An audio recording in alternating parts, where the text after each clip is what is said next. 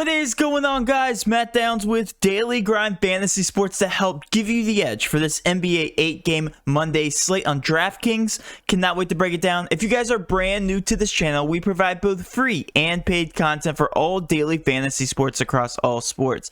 If you could please show your support by hitting that subscribe button, notification bell, and of course smashing that like button for all of our future NBA content. If you would like to know more about becoming a better DFS player and taking down that big GPP, head over to www.patreon.com/DGFantasy for more information. By the way, this video is officially sponsored by Jock Market. On Patreon, we give advanced cheat sheets for all DFS sports on DraftKings. These cheat sheets include updated projections, ownership, and our overall favorite plays from slate to slate. We take it a step further by teaching you how to play fantasy sports like a shark, by showing you where the best leverage spots are to put you in the best spots to take down tourneys. Also included is our private Discord chat where you get to talk over the slate with everyone, including our coaches, to help build your lineups. And now let's dive right into this NBA 8-game slate. But first, you guys know we have to go over some Patreon success. Absolutely love the success we had over the weekend. We had an almost takedown, almost 100K takedown. He was a little off, but hey, turned $40 into $200. We have another screenshot here. Oops.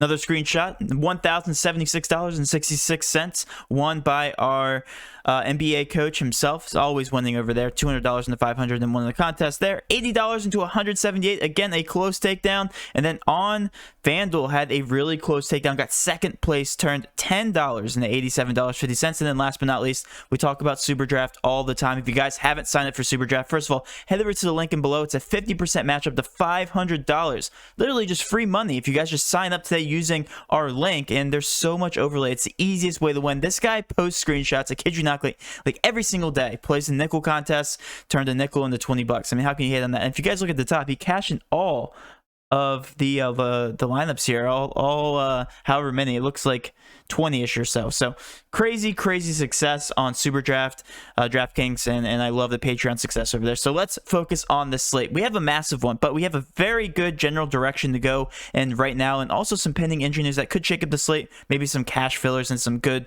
GPP plays to open up a little bit down the road here. So Sacramento, let's start up here. Bagley and Ramsey are officially out for them going against Cleveland. Just Andre Drummond, but Prince, Love, and Delly are expected to be back in the pace-up spot here for Sacramento. Also, with OKC, we have SGA questionable, Baisley still out. With Minnesota, Culver is expected to be back tonight. Beasley, McLaughlin, and D'Lo still out for those guys. With Charlotte, the unfortunate news that LaMelo Ball is held out now. He's going to be held out for the rest of the season with a wrist injury.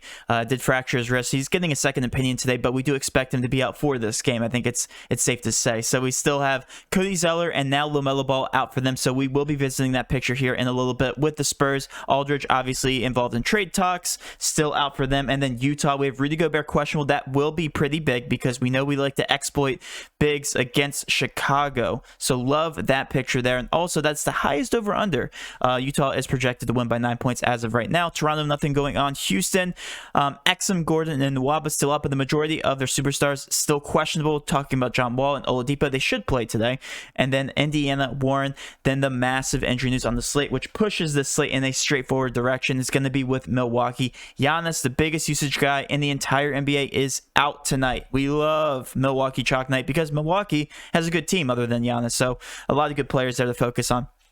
Kurek's also out for Milwaukee. Boston, Kemba Walker out. We will be honing in on them just to talk about some GPP options. Milwaukee, Jackson out. And then last but not least, Atlanta. We have Dunn, Reddish officially out. And then Hunter is now questionable, so we will be paying attention to that. And then with the Clippers, we have Beverly, Serge Ibaka out. Does impact the picture just a little bit there in LA. Let's switch over to Milwaukee. Yes, it's a pace down spot, but guys, they're still projected to win by 10 points. This is crazy, even without Giannis. So very good team play. Should not be a blowout, even without Giannis. This is, it's just weird to say. We do have ownerships bright and early for you guys. Middleton gets a crazy usage bump. Let's actually look at his usage rate. 32% without Giannis on the floor and averaging 1.36 fantasy points per minute. When you translate that to 33 minutes, I think he plays about 35, 36. He still crushes value, 6.1 point per dollar value. So one of my favorite plays on the slate, if not my favorite play. He is our thumbnail. I think Middleton just set up for a great success. Even with this bad matchup, I don't really see a problem with it. Indiana should keep it close here in this contest, even though Milwaukee is only favored right now by 10 points.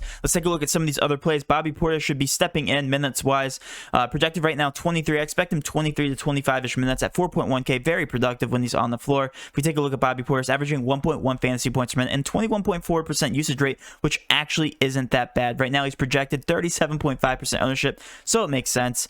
I have him right here at a 6.4 point per dollar value. My second favorite value option here on this roster, Jrue Holiday, kind of somewhat flying under the radar. He will be cash viable for sure. 6.8K, just a little expensive, but when the stats say he's averaging 1.27 fantasy points per minute without Giannis on the court, he's not overpriced whatsoever. So I do like him here. 32.1 projected ownership. And then DiVincenzo, 15% ownership. Definitely like him still.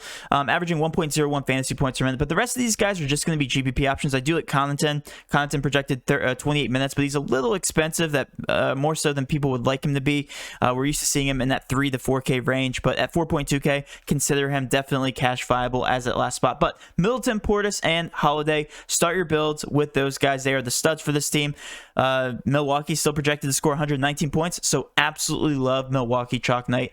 But the other chalk is going to be with Charlotte. As we know, they're missing LaMelo Ball and also Cody Zeller. So if we take a look at that picture, it looks like Monk, Hayward, and Rozier are the top guys to focus in on here. Devontae Graham also not that bad of an option. He's actually showing the best point per dollar value here for Charlotte. 4.8K, only projected 28 minutes. I expect him 28 to 30-ish minutes on the slate. 31.8% ownership is what we have him penned at here. Rozier, 30 minutes, 5.1 point per dollar value. And then the rest of these guys are going to be GPP options, but I do like them here in a pace-up spot versus the San Antonio Spurs. And they all make for very intriguing cash filler options. So love this team in general. Bismack Biyombo is also getting a boost in minutes here. About 24 to 26 minutes. He played 26 minutes in his last contest, so I consider him good value here for the Charlotte Hornets. Last but not least, let's talk about the LA Clippers here.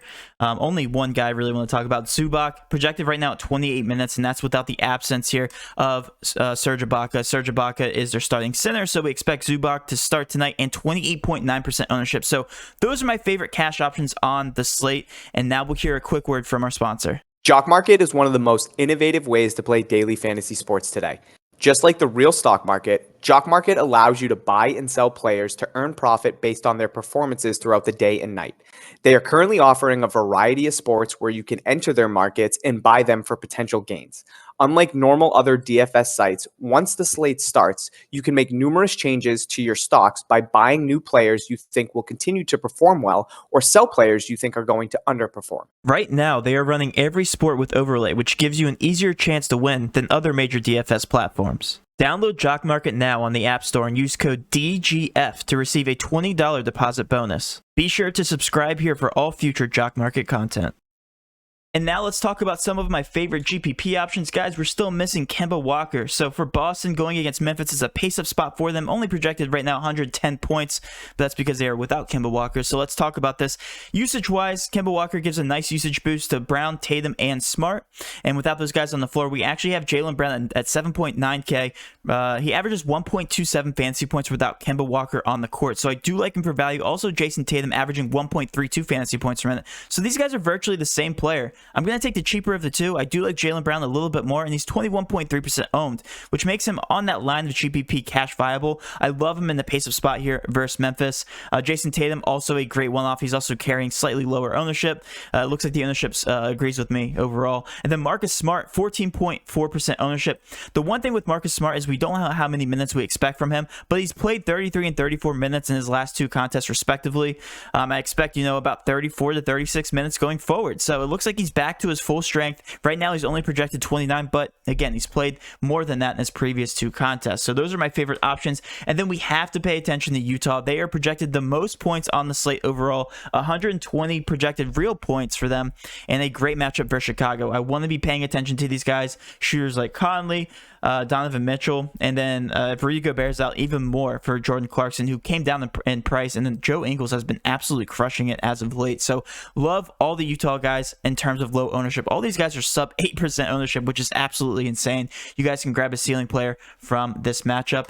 And now let's talk about some SuperDraft plays. You guys love SuperDraft and have been killing it. Again, if you haven't signed up, free plays are about to be provided for you guys. Just sign up using the link below to get that 50% matchup to $500. No surprise here. Chris Middleton, 1.4 times multiplier, is by far my favorite play on the entire slate. I think you lock and load him in pretty much every single contest. We have him projected right now at 64.74 points. Jrue Holiday next on the list, 1.5 times multipliers. Honestly, I mean, him and Middleton are by far the best plays on the slate. 62.87 points is what we have him projected at. We just talked about Jaylen Brown, 1.3 times multiplier. Again, if you guys know what SuperDraft is, you know what I'm talking about in terms of multipliers, but if you don't, we don't have any salary requirements for SuperDraft, so we're just looking at projections. Makes it very, very easy to play. A lot of overlay over there as well. So Jaylen Brown projected right now 58.5 points. Kawhi Leonard is always disrespected. Always gets a multiplier, 1.2 times multiplier. I like him as well. And then last but not least, Jason Tatum at another 1.2 times multiplier. All these guys have multipliers and they're all superstars, which makes absolutely no sense to me whatsoever. So very easy plays. You guys need to take those plays and then you will cash over there on SuperDraft. Last but not least, let's talk about our sponsor for the video, Jock Market. Some great movers. I'm going to give you the top 3 here. Jakob Poeltl right now in the 62 spot, moving up potentially 20 spots in that 42 spot. We love him to invest in very, very low. As you guys know, LaMarcus Aldridge is not there for the San Antonio Spurs, so we expect Jakob Poeltl to step into his place. Love him in those top spots. Larry Nance also a mover from 69 to 51, a potential 18 spots. Buddy Hield from 43 to 27. We have him moving projected 16 spots. His projection is off there on Jock Market. And then I'll give you guys a superstar I like to hone in on. First of all, Kawhi Leonard is always disrespected over there on Jock Market. I think he's right now sitting in the 6th spot. We have him projected to finish overall in the slate 2nd place. Jrue Holiday in the 19th spot. We have him projected to finish within the top 10, 12 potential spots. And those are my favorite plays on Jock Market, and that will end the video, guys. Hopefully you did enjoy this video. If you did, please do hit that subscription button, notification bell, and of course smash that like button for all of our future NBA content. With all that being said, have a great rest of your day, and let's cash.